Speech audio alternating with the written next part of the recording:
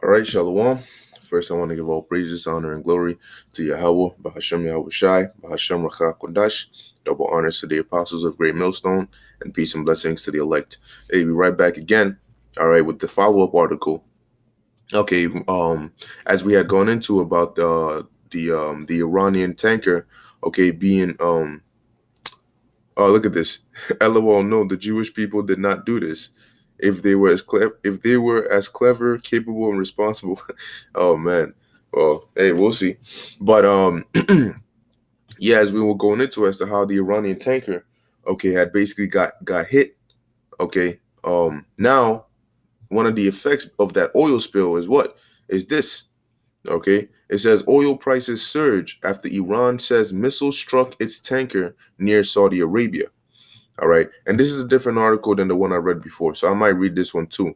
All right. This is more from a I guess more general point of view or perspective. Um oh Salakia, this one's what I meant. But let's read this. So it says the prices of crude oil rose sharply on Friday morning after Iranian officials said that two rockets had struck an Iranian tanker traveling through the Red Sea. Now, keep in mind when it comes out as to who did this, that could also cause more economic instability. All right, international benchmark Brent rose over 2% to $60.34 per barrel by 7:30 a.m. Damn. GMT. U.S. West Texas Intermediate WTI gained almost 2% to $54.60 per barrel. Space capacity remains fragile, and with supply chain vulnerability a worrying concern at virtually every Middle East oil field, traders continue to hedge supply risk premium. Stephen Innes, Asia Pacific market strategist at AxiTrade, told Reuters the oil tanker Sinopa, owned by the National Iranian Oil Company, the NIOC, was traveling through the Red Sea when it was struck offshore the Saudi Arabian city of Jeddah. NIOC or NIOC told NBC that the tanker was hit by two explosions at 5 a.m. and 5:20 a.m. local time. The ship suffered heavy damage and was leaking oil into the water. Sources told Iran's news agency ISNA the tanker's crew wasn't hurt in the incident. The incident follows the September 14 attacks on you see, like I mentioned earlier, okay? The September 14 attacks on two um, Saudi Arabian oil pressing plants that knocked out more than half of the kingdom's crude output, causing a spike in oil prices. So you had that cause a spike in oil prices, and now you have this also causing a spike in oil prices. Mind you, these countries are countries that are rich in oil in that resource. Okay. So now let's say it came out that Saudi Arabia was actually retaliating or something like that. What do you think that's gonna do to oil prices, man? Now Iran comes out and says, "Oh, hold up, let me pull it up again."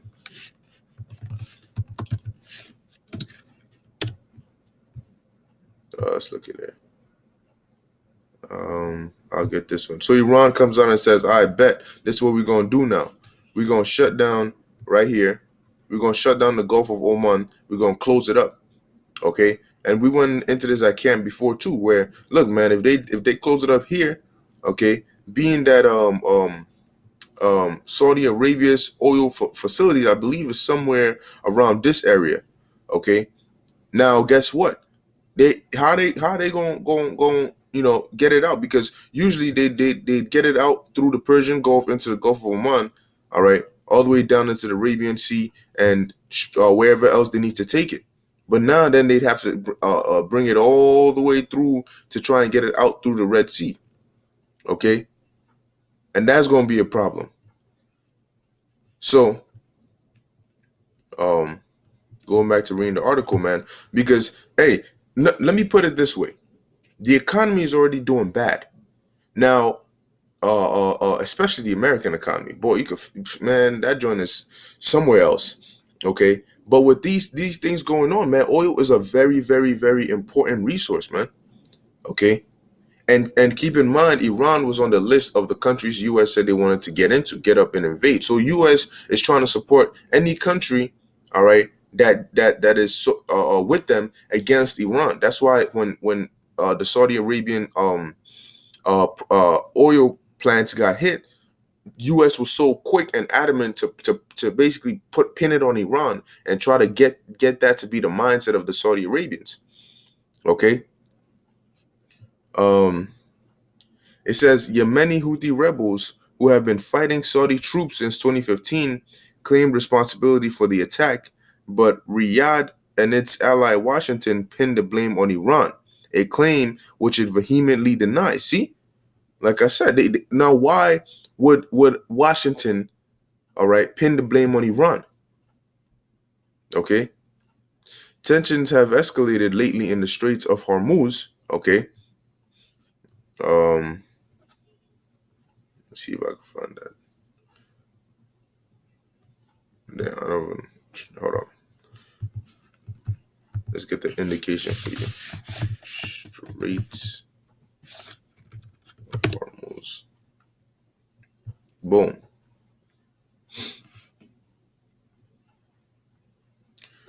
Right here. Okay.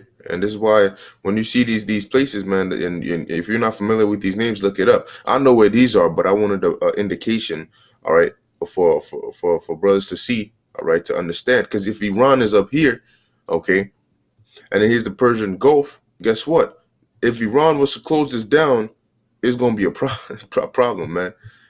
Um, It says tensions have escalated lately in the Straits of Hormuz, the world's most important oil choke point. See, which is a gateway for almost a third of all crude oil and other petroleum products carried by tankers.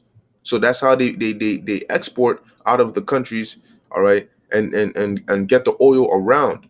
All right, once they get it out, that's when they can take it to whichever parts of the world really need it. Now, you have countries like the US and other countries that have oil reserves, but for how long can you use those reserves till you run out if your supply gets cut off? Okay. So that's something interesting to keep in mind as well. So now I'm gonna read this article, okay? And hey man, like I said, this is interesting news. Okay, so wait, now is definitely the time to keep your eyes on the news and watch these prophecies and really see, all right, where the Lord takes this. All right. It says explosions rock Iranian tanker near Saudi port city. Um, Jeddah, oil spilling into Red Sea. Okay. It says a tanker belonging to the Iran's government-owned oil corporation has been hit by two missiles and caught fire in the Red Sea, 60 miles off Saudi shores. The incident is being treated as a terrorist attack, local media says. The tanker Sinopa, operated by the National Iranian Oil Company (NIOC), was sailing through the Red Sea when the explosion occurred. The blast was powerful enough to damage two of its reservoirs, leading to an oil spill in the area. And you know they're going to be talking about this for a while. Local media cited unnamed Iranian technical experts who believed that the incident could have been caused by a terrorist attack, but didn't provide any evidence to back the claim. It says here, breaking reports show that the attack on Iran's oil tanker Sinopa is not carried out directly by Royal. Oh, okay, is not carried out directly by Royal Saudi Arabia Navy in Red Sea near Jeddah. Sources close to Iranian owner of the ship, claim that its sabotage is most likely carried out by Al Qaeda on request of KSA. Let me see what else it says here. The tanker's crew wasn't hurt in the incident. Well, once again, like I said, these are all speculation. So we're gonna see, Slakia. We're gonna see what they officially come out and say. All right, or what they go with. The tanker's crew wasn't hurt in the incident, which took place near Jeddah, the largest point in the Red Sea and maritime gateway to Saudi Arabia. NEOC, which once ranked second after Saudi Aramco in terms of crude oil extraction, told state-run IRNA news agency that the vessel was hit by what appears to be two missiles. That report did not expand on where the attack came from. The news comes less than a month after a swarm of drones and missiles targeted Aramco's major oil field in the city of Abqaiq, inflicting heavy damage to the facility and cutting production in half. Yemeni Houthi rebels, who have been fighting Saudi troops since 2015, claimed responsibility for the attack, but Riyadh and its ally Washington pinned the blame on Iran, a claim which it vehemently denies. All right, so keep in mind, even if they say, oh, it wasn't Saudi Arabia, but you got to think about it. What country or what nation would have interest, all right, in um um